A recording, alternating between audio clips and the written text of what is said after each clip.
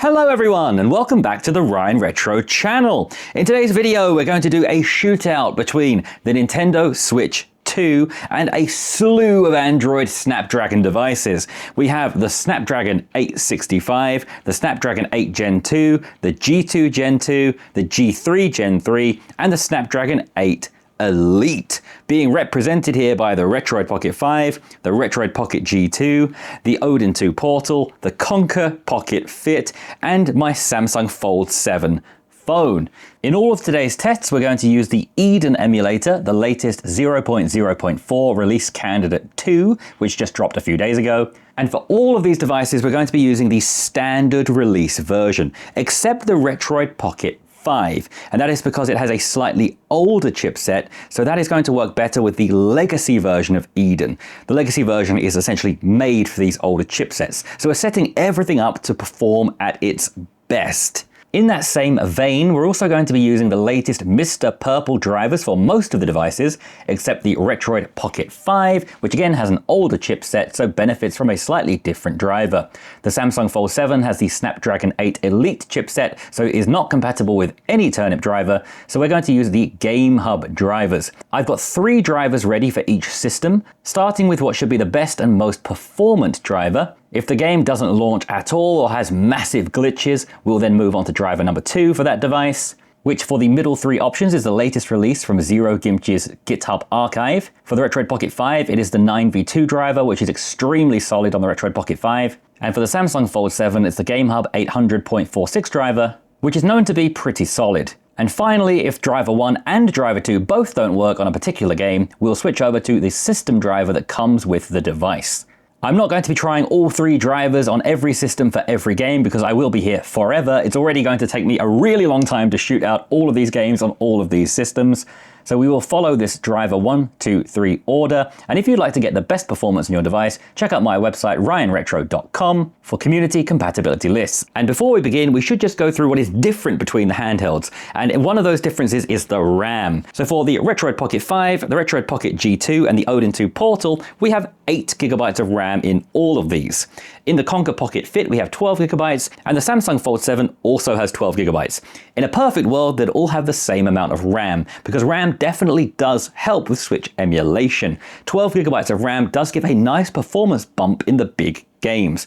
But I can only work with what I have on hand, and it's also very difficult to track down an Elite device with only 8 GB of RAM. 99.9% of Elite devices have at least 12 GB. The only one I could even find on the internet was this Xiaomi tablet. The upcoming Konkr Pocket Fit Elite will have an 8 GB option, but that is not available to the public yet, and at the time of recording, we don't actually have any Snapdragon 8 Elite handheld available. So one area where the Fold 7 is lacking is it doesn't have any built-in cooling like the others do. In order to slightly mitigate that problem, I have bought a cooler which I will be running during the testing to help keep the temperatures manageable and hopefully stop any thermal throttling. But it should be noted, if you get a dedicated Snapdragon Elite handheld in the future and has built-in cooling, you'll likely be able to push the performance harder than what I can in this video. So take my Snapdragon 8 Elite benchmarks today as a baseline. If you get a Snapdragon 8 Elite handheld like the Odin 3 or the Konkr Pocket Fit, you should get better frames than what I'm getting in this video today.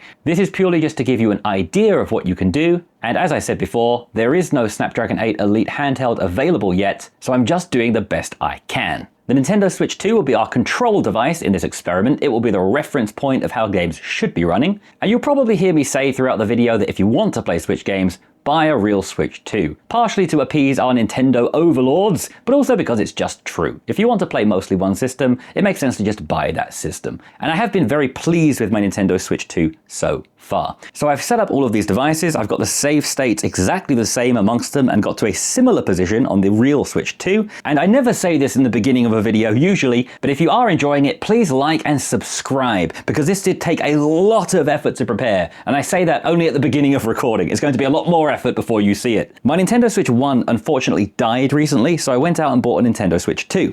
I ended up losing all of my save files from the Switch 1, so I am back to the beginning on the Switch 2, and I installed as many games as I could before I run out of internal storage. So what we're going to do today is go through most of the games I have installed on my Switch 2 and compare them to our emulated counterparts. Every device will be run at its highest performance profile to try to get the most power we can. There will be a mix of light games and heavy games throughout this test. There'll be a little bit of everything just to see how things are going. I will also first be starting with the limit speed option enabled, so we can see if we get a solid 30 or 60 frames per second in each game. Then I will turn off limit speed to see how much overhead we have and how far we can push the frame rate in what should be an unlimited and uncapped frame rate. So let's begin with our first test today, what should be a nice easy one, Captain Toad Treasure Tracker. So before I even move in the game, just looking at the frame counter at the top of the screen, we are getting 60 frames per second with the G2 Gen 2 and the 8 Gen 2 and the G3 Gen 3 and the Elite, but we're only getting 46 frames per second here on the 865. Also, every system is set to docked mode, which means it's running in 1080p, as these all have 1080p screens, except for my phone, which is a little bit wider, but it will cut down to 1080. So what I'll do is I'll unlock the frame rate in all of these to push them above 60, then we'll run around the map and we'll see what happens. So let's begin with the 865. Unsurprisingly, as we were getting less than 60 frames per second before, we're still getting less than 60 frames per second. It's around 46, and it feels a little bit slow. Everything feels a little bit laggy and delayed. I think this might be one where you'd want to play at 720p rather than 1080, because this is certainly not a great experience. And I have played this game quite a bit on the Retroid Pocket 5 before. We just do need to bring it down to 720p if you want a smooth frame rate. But for today's test, we are running everything at 1080p to keep it nice and fair. So around 45 frames per second for the 865. Moving up to the 8 Gen 2, we jump all the way up to 80 frames per second. Sometimes even jumping up into the mid-80s, but definitely a super smooth frame rate here, well above 60 frames per second, and very impressive here for the 8 Gen 2. So remember, this is what's going to be in the Retroid Pocket 6, so very exciting times ahead. Let's move on now to the G2 Gen 2, which is similar to the 8 Gen 2, and the frame rate seems to be similar, a little bit lower, around the 70s this time. Falling down to the 60s occasionally, but no real worries holding a 60 frame per second frame rate here. So if you were thinking about comparing the G2 to the Retroid Pocket 5, definitely a big bump in frame rate here, from 45 to around 75 to 85. A little bit less frames than the 8 Gen 2, around 5 frames per second less it seems, but certainly very smooth and no problems hitting that 60 frame per second cap off the screen. Let's move up now to the more powerful device, the G3 Gen 3. And here we are at around 160 frames per second. This is absolutely bonkers, and we're running around in super fast motion. Yes, this is having no problems whatsoever keeping above, even above the 144 Hz refresh rate of the screen. This is absolutely mad. Even when lots of things are happening on the screen, we're still at around 150 frames per second. Let's move on to the Snapdragon 8 Elite with the cooler on the back, and I'll make sure to keep this on the back for the rest of the testing so it doesn't warm up. Here on the Snapdragon 8 Elite, once again, be aware this is a phone and not a dedicated gaming machine. And here we're only getting around 75 frames per second. Now, of course, we do have a much worse driver situation, which doesn't help things. We know the Elite is not very good for Switch gaming, and we're even falling down into the mid 40 frames per second when we're compiling shaders here. So far, for this game in particular, this is the second lowest performer after the Retroid Pocket 5. But a dedicated handheld should do a little bit better than this, and we should see this improve in the future with new drivers. So now that we've compiled shaders here, we're getting around 75 to 80 frames per second, so somewhere quite in line with the Retroid Pocket G2. We don't really need to check the Switch 2 for this one, but yes, the Switch 2 has a big, beautiful screen, and of course runs it flawlessly because this is the native device. We'll use the Switch 2 as a comparison for the more difficult games where we might run into more issues. So let's now move on to our next game in the list. And if you're wondering where the Samsung has gone, I'm just keeping it to the side to keep it cooling down with the fan. Our next game is another one that should run pretty easily, and that is the game Donut County. Okay, we're into the main part of the game now. The Snapdragon 8 Elite is getting around 75 frames per second here. Very nice. The Snapdragon 865 is getting around 40. Maybe around 38. So should be able to get a solid 30 frames per second, but not really going to get close to 60, unfortunately. The Retroid Pocket G2, or I guess the Retroid Pocket 5 Pro as it can be called, again, like the previous game, is getting around 80 frames per second. It's a big jump up from the Retroid Pocket 5. So if you are someone who loves the Retroid Pocket 5 and you just want some better Switch performance, you're definitely getting it here with the Retroid Pocket G2. Around 80 frames per second, easily maxing out the 60 Hz panel. Lovely. The Odin 2 Portal is getting around 76 frames per second. So interestingly, the G2 Gen 2 is actually doing better than the 8 Gen 2 in this game. It's getting about 5 frames per second more.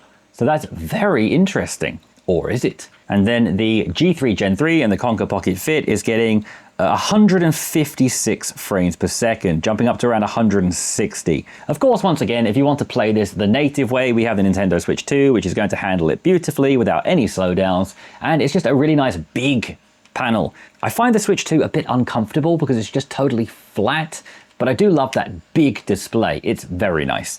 So let's move on now to the next game, which is going to be a much better competition. The next game is by far my favorite game to emulate on Switch. It's one that I really loved on my original Switch, but after it died, I couldn't find where to download it from the eShop anymore. It seems to have just disappeared from the eShop, so I had to hunt down a second-hand game cart just so I could play it again. So let's pop this into the Nintendo Switch 2, and let's test out FIFA 18, a game that I love to emulate, but I've never been able to get working on any of these devices for reasons you'll see in a minute. So here we are inside the game, Arsenal versus Tottenham. Let's start with the Snapdragon 865 and let's get into the game. And you're going to see right away there are some graphical problems. We don't have any player shadows, we don't have player indicators working properly, and what should be regular indicators above the players turn into these absolute monstrosities of graphical glitches.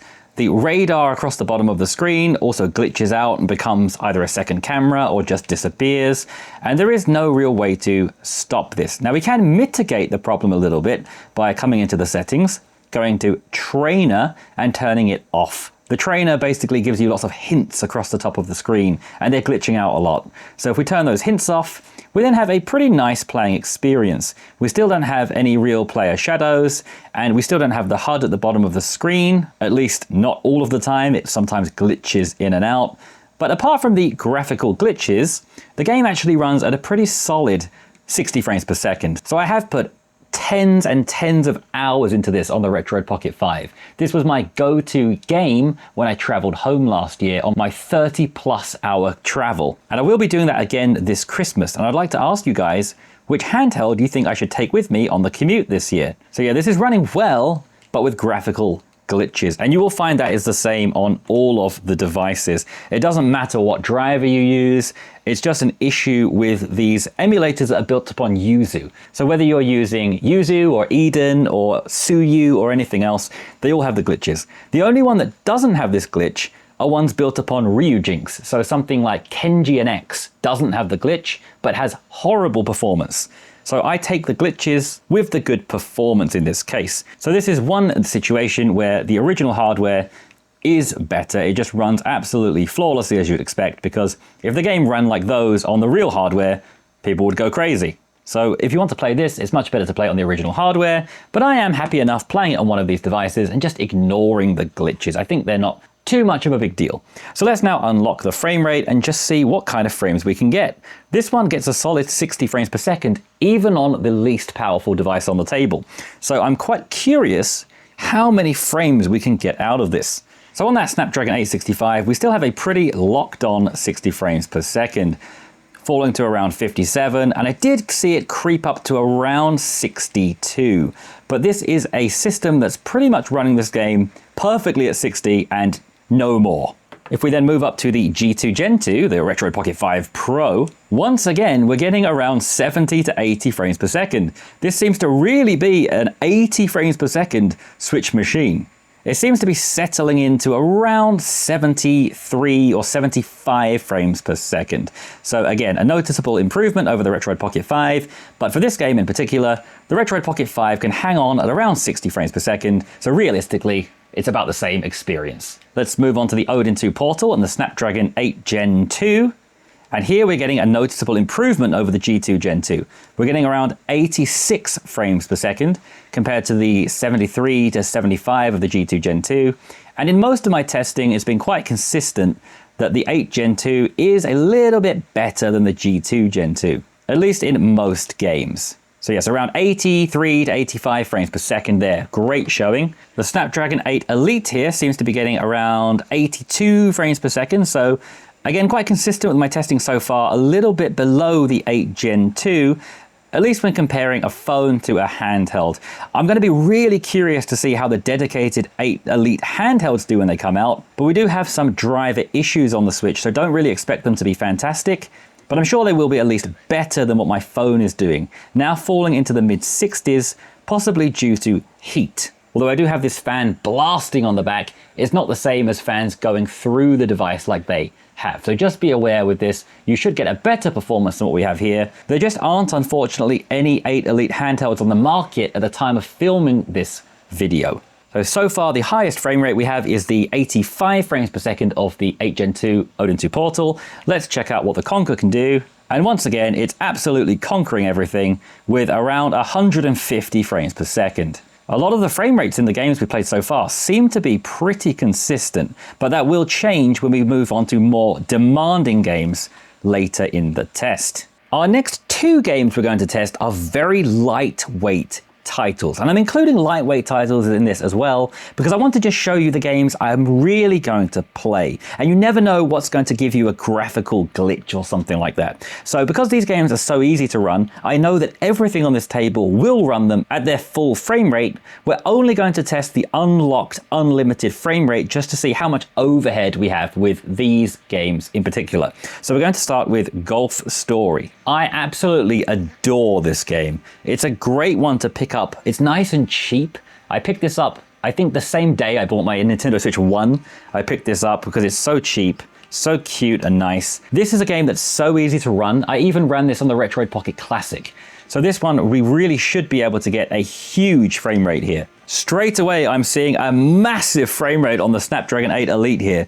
267 frames per second. That is wild. It has fallen down now quite a bit to 180, but that was mad. The Snapdragon 865 is showing 126 frames per second, the same frame rate on the G2, 126, 175 on the 8 Gen 2, 185 on the G3 Gen 3, and now settling into around 180 on the Elite, but we did see it go mad earlier, which I'm hoping is showing possibly the potential of this. If we get better driver support in the future, where these are getting 180, this getting 260, that would be the dream. I really hope we get that kind of frame rate with this in the near future. With all of these handhelds in full power mode, blasting their fans out, this whole area is starting to smell like burning. And not only these are burning, but my camera is now starting to overheat. So if my table wasn't already crowded enough, I now need to add a fan onto the table to cool down the camera. Okay, and with that, let's jump into the next game, Gris, another beautiful, lightweight, cartoony game that we're going to play with an unlocked frame rate and see how many frames we can get. Let's see if the Elite can really show off again. It seems that I forgot to start a new game on the Switch too, so we're going to have a beautiful little cinematic TV at the top of the screen while I talk about the other devices. So let's start with the Retroid Pocket 5, its Snapdragon 865 processor, and we have, again, a pretty much a perfect 60 frames per second, 61.1. The 865 processor is just so well made to just about play Switch games. That's why we've had so much great success with this handheld. Around 63 frames per second now. So if you lock it to 60, you're going to get a good experience. The only problem comes when you need a little bit more juice and it can't handle it. Moving on to the G2, where the Retroid Pocket 5 just got about 61 frames per second. Here we have 117. The fact that these are in the same shell and that this is selling for the price this was for the past year, it's a big upgrade. Of course, we need to talk about the Retroid Pocket 6, making this a bit less appealing, but this is a great upgrade. 115 frames per second, up from 61. Excellent. Interestingly again, here on the 8 Gen 2, we're getting 110, now 109. So the G2 Gen 2 is actually once again outperforming the 8 Gen 2 in this game. Only by a few frames, but they are trading blows a little bit more than I expected. I did expect the 8 Gen 2 to beat this pretty much every time, and it's not the case so far. The Snapdragon 8 Elite here has 126 frames per second, now falling to 110. It seems like I got a little bit shy when I was showing it off there. It's running at a similar level to these two. This one's running a little bit better again. And once again, if you have a dedicated handheld with cooling, it will run better than this. So considering this is a phone, it's a very decent showing for the Elite. But then once again, when you jump over to the dedicated G3 Gen 3 handheld, it's just bananas. We have 239 frames per second. So as with most games, it is almost doubling everything else on the table. 260 frames per second now. Again, you don't need that. For Switch, you only really need 30 or 60 depending on the game. It's just nice to know we have that overhead when we might need it. And we will need it on games later in the video, so there's a reason to stick around. The next game would be Minecraft, but unfortunately Minecraft just doesn't open on any of the Android devices. That doesn't really matter though, because we have loads of ways of playing Minecraft. The Retroid devices come with PoJav Launcher built in. There's a new version of PoJav Launcher, Amethyst as well. We've got loads of ways of playing Minecraft really nicely on these devices. And I did consider doing a little Minecraft test here in the video, but as that's not running in the Switch emulator, I felt like we'd leave that to another day. I do have more shootouts coming soon, so make sure you're subscribed for those. Instead, let's move on to the next game in the list, Pokémon Sword. Probably the game that's disappointed me the most on my real Switch 2.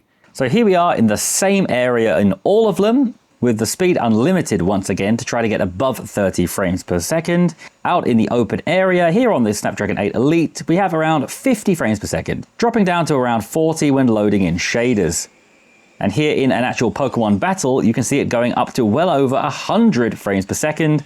We are getting some texture glitches on the screen, ooh, and that is a problem with Pokemon games on Elite devices, but it doesn't look too bad. It looks much better than when I tested these games in a recent shootout where everything was just invisible. On the Snapdragon 865 device, once again, we have pretty much exactly 30 frames per second, which we would want, falling to around 27. In the actual battle itself, we are above 30 frames per second, around 40. So again, the Retroid Pocket 5 just about getting the 30 frames per second the game requires, and not really any more. The G2 Gen 2 is only doing very slightly better than the 865 here, getting around 33 or 34 frames per second. Getting into the Pokemon battle, we're getting up to around 70 frames per second, so the actual battle itself is smoother than the Retroid Pocket 5, but not really by too much. And if both are locked to 30 frames per second, you're not going to see too much of a difference.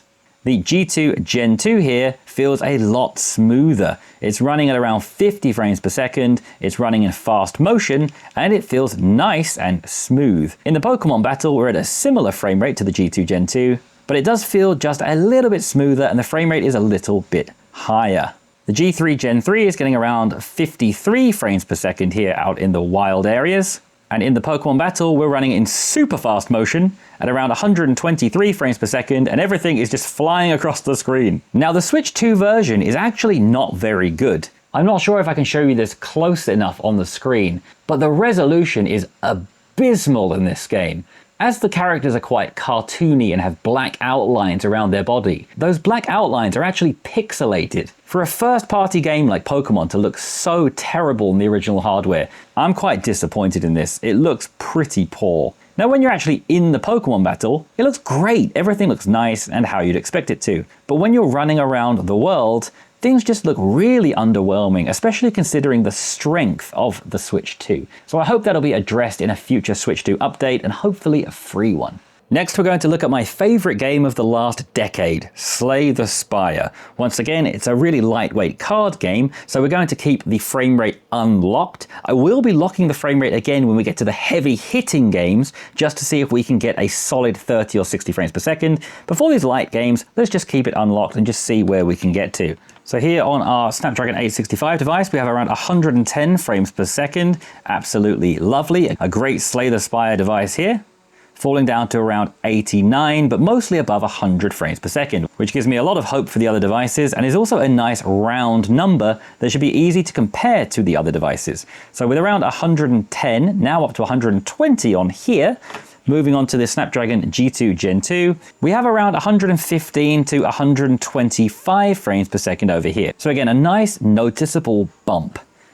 Moving on to the 8 Gen 2, again, it's higher than the G2 Gen 2, like most of our tests have been. Here it's around 142 frames per second, and I did see it jump all the way up to 175. The G3 Gen 3 is also around 145 frames per second, actually falling down to around 130, and jumping up to around 150. It's very similar to the G2 Gen 2.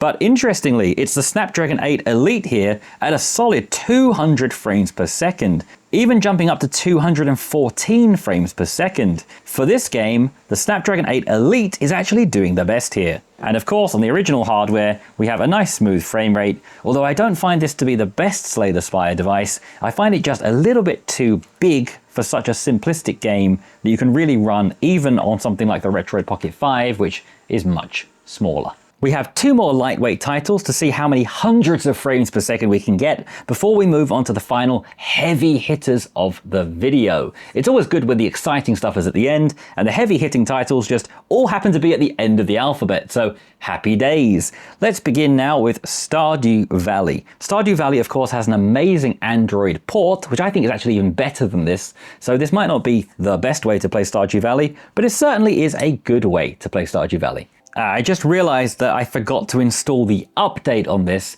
and I don't really have time to install it across 5 devices right now, and they've all crashed. So if you do have crashing in Stardew Valley, install the update and then it's going to work completely fine. But let me just show you why the Android version of Stardew Valley is better anyway. That's because you can pick up from where you left off anytime without needing to sleep in a bed like on the Switch version.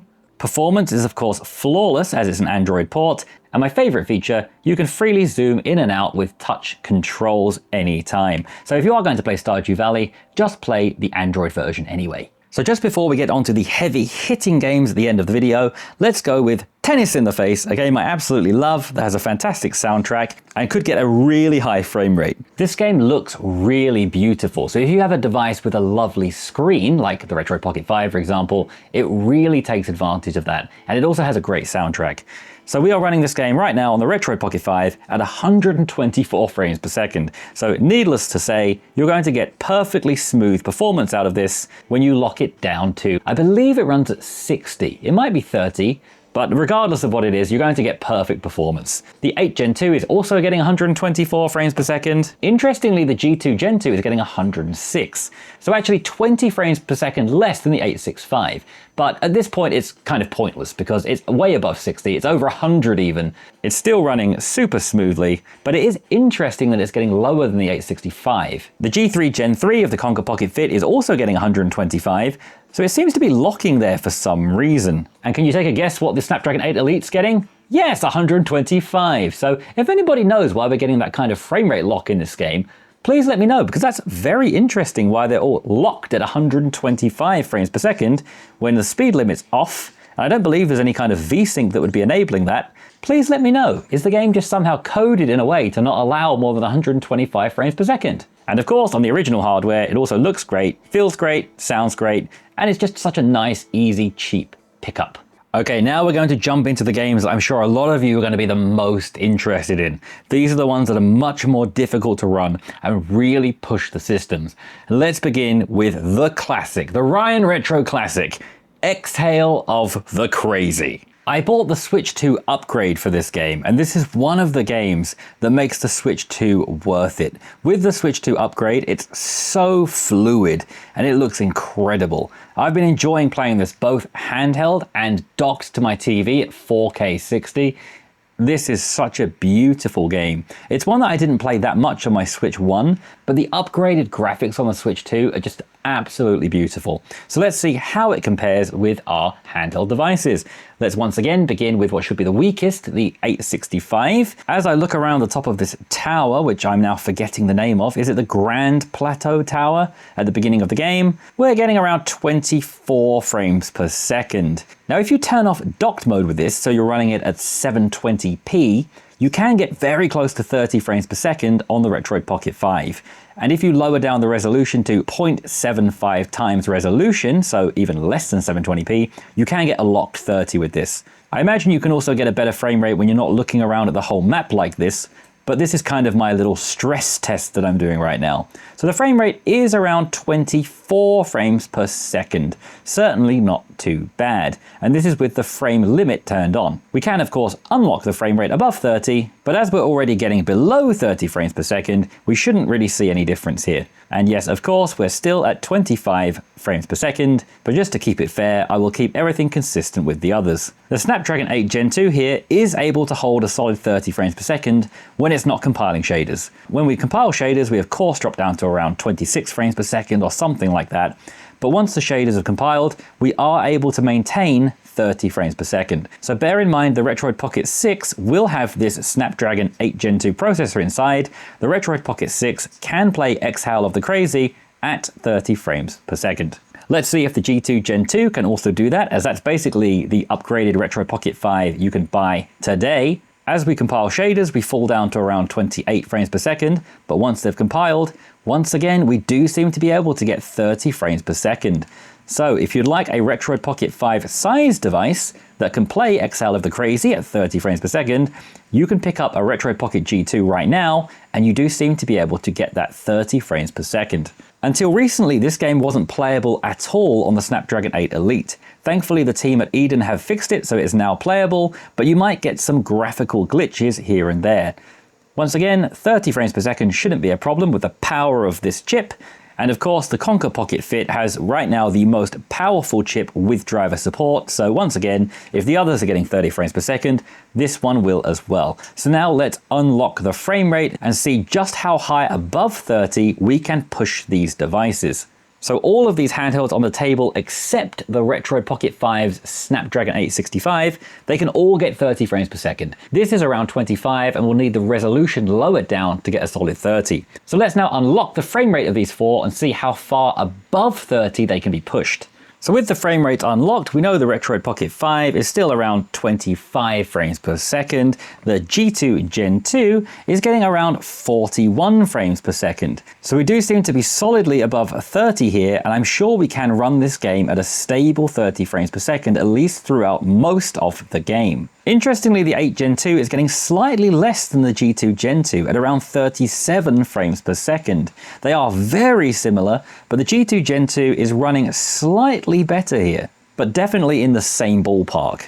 My Snapdragon 8 Elite is getting around 38 frames per second, so again in that same ballpark. And when we consider that this game was unplayable just a few weeks ago on the Elite, this is really nice to see. And the G3 Gen 3 of the Konkr Pocket Fit is getting around 48 frames per second, sometimes getting into the 50s. So once again, super smooth, way above 30 frames per second, and you'll have no issues getting a solid 30 frames per second with the G3 Gen 3. Next up, we have The Legend of Zelda Echoes of Wisdom. This is the only game in today's test that I've installed mods on, and that's because the game has problems with flickering lights and blur across the screen. The first one is Disable Depth of Field Blur, and the second one is Stabilize FPS. These two mods should fix the flickering light issues and the blur on the screen. So I've installed those two mods across all of these handhelds. So here we are into the game. Once again, we're at the beginning of the game because I lost all of my Switch saves, so I've had to restart every single game for this test, so I apologize, I'm still at the beginning of the game, but I assure you I've put tens of hours into this video, so please understand me. Unfortunately here, the Elite is just not able to load this game. I tried all three of the drivers listed in the table. The Elite just freezes every time. So we're going to take the Elite out of the equation for this game. I've also been noticing out of the corner of my eye some black texture flickering here happening on the Retroid Pocket 5, so we might want to try out a different driver, but if we just test out the frame rate here, we're getting around 38 frames per second. Certainly not bad. This is a game that can run at 60, but I would be happy enough playing around 48 frames per second on here. Let's move on to the Retroid Pocket G2. And interestingly, we have a lower frame rate, around 34 or 35 frames per second. So lower than the Retroid Pocket 5. The 8 Gen 2 is far better than the G2 Gen 2 here, jumping up to 58 frames per second, almost a solid 60. Once again, I see a little bit of black flickering every now and again, but this game is quite notorious for these texture issues, and that's why I had to add those mods. So once again, we don't get a solid 60, but we do get around 56, 57, definitely close enough to 60 that if you didn't have the frame counter on the screen, you wouldn't really notice much of a difference. At least I wouldn't notice it wasn't 60. Moving on to the G3 Gen 3, and here we have around 52 to 55 frames per second. So here, actually in this case, the 8 Gen 2 is the winner with this game. It seems to be running it the smoothest. So with all of these systems not managing to crack 60 frames per second, I don't think we'll really see any difference if we unlock the frame rate.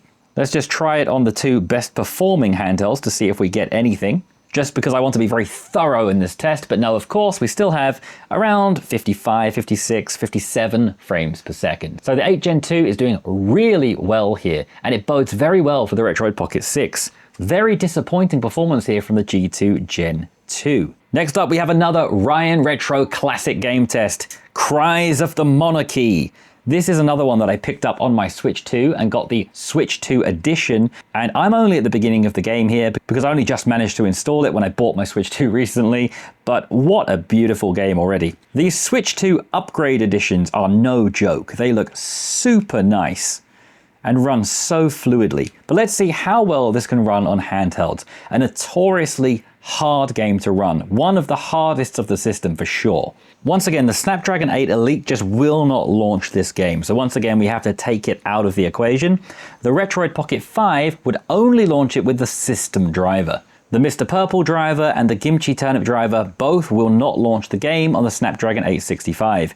We have to use the system driver, and it's running really poorly. It feels like it's going to crash at any moment. We're getting these black square glitches, which are also very common in this game. I don't think there's actually a fix for those on many systems. We're getting around somewhere between 14 and 22 frames per second, which I guess isn't too bad. But it does feel quite unstable and like it might break at any moment. Let's compare that with the Retroid Pocket G2 and see if we get some smoother frame rate. We definitely do get a smoother frame rate. We're actually hitting 30 frames per second sometimes when shaders are not compiling.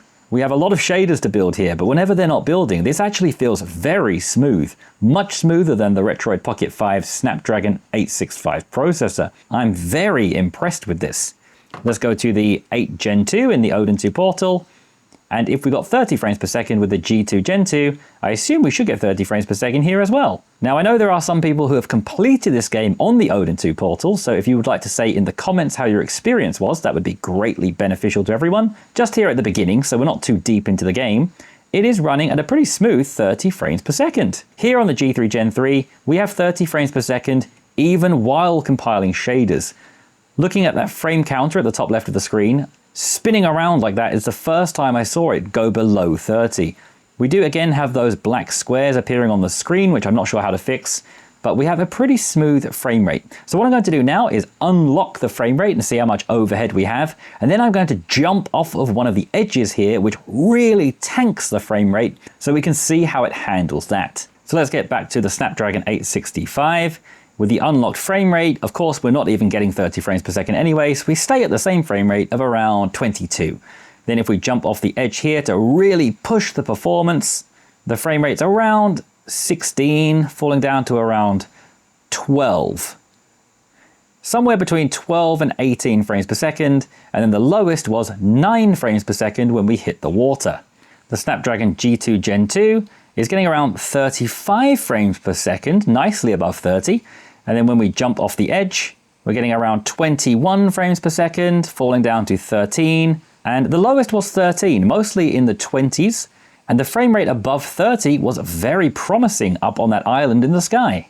Now the 8 Gen 2, here we have 44 frames per second. Very impressive. Nicely above 30, even when compiling shaders. And if we jump off the edge now, let's see what the frame rate goes down to. Around 19, 17, 16. The lowest was 16. Mostly in the 20s, and that frame rate of 44 really has impressed me. Now let's look at the G3 Gen 3, and our frame rate is, again, around 43, 47 frames per second, very similar to the 8 Gen 2. And then if we jump off the edge here, our frame rate goes down to around 31, 26, 23 was the lowest frame rate I saw there. So again, very impressive.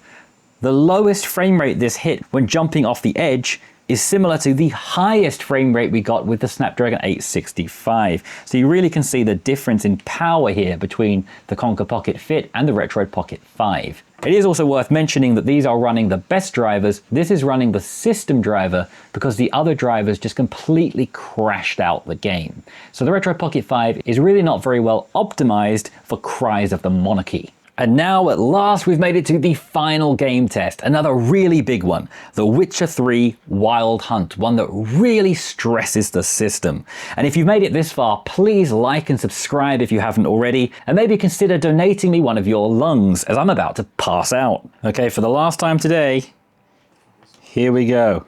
The Witcher is a really big game, but I'm surprised it even runs on the Switch, so it is of course capped to 30 frames per second. So first of all, with the speed limit on, let's see if we can get a solid 30 frames per second first. So we will begin with, of course, the Snapdragon 865, and riding our horse around into the sunset, we're getting around 9 frames per second, maybe up to around 15. It's certainly not great. We're going to have to definitely lower the resolution here, as yeah, we're getting around 10 to 16 frames per second. It's certainly not particularly playable. So let's move on to the G2 Gen 2 and see if we can get better performance in the same shell. So here in the G2 Gen 2, we're getting what looks to be 30 frames per second. Even while building shaders, we're at around 29 or 30 frames per second. So a huge improvement over the Retroid Pocket 5. We are now dropping to around 15 as well, but the overall feeling is close to 30 frames per second. And when the shaders have been built, we are actually able to get 30 frames per second compared to the around 15 of the Retroid Pocket 5. So a huge improvement for the G2 over the Retroid Pocket 5 here, at least when it's not building shaders. Let's now take a look at the 8 Gen 2, which will be in the Retroid Pocket 6. And once again, we're getting 30 frames per second. Of course, once again, going down to around 26 or 25 when we're building shaders, but for the most part, pretty locked on to 30 frames per second. Another really nice performer here that feels smooth. With those performing well, I expect great things out of the G3 Gen 3. And yes, once again, 30 frames per second, lowering down a little bit when building the shaders. So it will be interesting to compare all of these when we unlock the frame rate. Let's just take a look at the Elite. And unfortunately, it is a glitchy mess. So we're going to have to try some other drivers. Here is driver number 2. So unfortunately, all the drivers are like this. It's not going to be playable in this state. So now we've unlocked the frame rate on all of the devices. The Retroid Pocket 5 wasn't actually able to get 30 frames per second anyway. So it's still sitting at around 14 frames per second and not a very fun experience. The Retroid Pocket G2 is able to get above 30 frames per second. Compiling shaders at around 31. I've seen it go up to around 37. It's definitely not perfect. When we compile shaders in busier areas, it is dropping to around 18, so it's definitely not perfect, but much better than the Retroid Pocket 5. We're talking about going from 14 frames per second to 30 or 32. A much, much better experience, and I would say this one is playable for sure. The 8 Gen 2 and the Odin 2 Portal, once it's compiled shaders, is able to get frame rates in the low 40s, so better than the G2 Gen 2. But just in the little test I've been doing so far, the G2 Gen 2 seems to get better frame rate while compiling shaders. I noticed that when compiling shaders in the 8 Gen 2, it's dropping quite a lot, whereas the G2 Gen 2 is able to stay quite steady even when compiling shaders. But once the shaders have been compiled, we're getting a much nicer frame rate here on the 8 Gen 2. So I'm not really sure why the G2 Gen 2 seems to be able to compile shaders better. Maybe because it's newer, because it's on a new version of Android, I'm not sure what it is. But once the shaders have been compiled, we do have stronger performance out of the 8 Gen 2. So I do think this is overall better than the G2 Gen 2. Interestingly, the G3 Gen 3 is actually doing worse than the 8 Gen 2 here. It's getting a frame rate around 30, but it's fluctuating a lot. Sometimes it's jumping up to around 35, sometimes it's jumping down to around 25. The frame rate is all over the place, so you might want to try a different driver with this perhaps. But when you do play the game and you limit the speed to 30, you should be able to get 30 most of the time. It's only when compiling shaders it will drop down to somewhere in the mid to high 20s, but for the most part this can play a locked on 30. Our glitchy Elite mess over here is obviously unplayable with all of these glitches, but the frame rate is the best. The frame rate is in the 50s, dropping down into the 40s when compiling shaders, now dropping down into the mid-30s just as I say that, now dropping down to around 15. It's quite sporadic, but I have seen it peak higher than any of the other devices into the 50s. So there is potential here, but as you can see, this is not in any way playable. So I did release a video a while back warning people against the Odin 3 and Konkr Pocket Elite versions because of this. If you want to play Switch games, you need to be aware that a lot of games are just not going to be playable. And it doesn't matter how powerful the Elite is, it just doesn't have the support right now. Now that could change anytime. Tomorrow, there could be a new driver that makes everything perfect, and I really hope there is. You just need to be aware that when you get your device, it might be like this for a while we wait for driver support. So just be aware of that, and then I'm sure you'll have a great time with your Elite device. So that was our Nintendo Switch test across all of these devices. I hope it was helpful. Please give me a like and subscribe if you haven't already, as I really put a lot of work into this video, and even as I'm saying these words, I still need to edit all of this footage, which is going to be an absolute nightmare. So please do comment, like, subscribe, all those great things. Share it with everyone, share it with your nan. I hope you got some use out of this, and maybe it informed your buying decision or what you want to do or play with one of your devices you already have. I do have affiliate links for these 3 devices, and I will soon be getting one for this. So check out the link in the description if you'd like to buy any of these devices. Those affiliate links are all the official websites, so you can trust them, and it also helps me out if you buy them. So thank you very much for anyone who does that. If you'd like to support all this work that I do, please consider joining my Patreon, which will also be linked below as well. If you'd like to talk to me more, join my Discord, which also will be linked below. And most importantly, have a lovely day. Bye.